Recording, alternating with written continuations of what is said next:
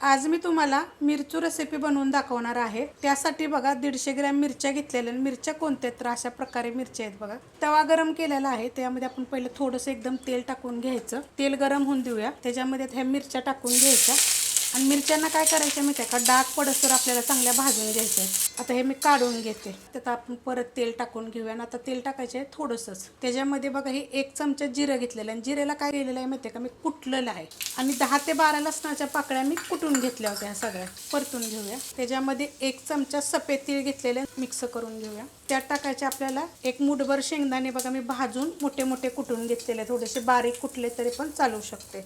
त्यात टाकायचे आपल्याला चवीप्रमाणे मीठ आणि त्यात आपल्याला लगेच टाकायचे मिरची, कारण की आपण हे शेंगदाणे भाजले होते। हे पण टाकून घेऊया।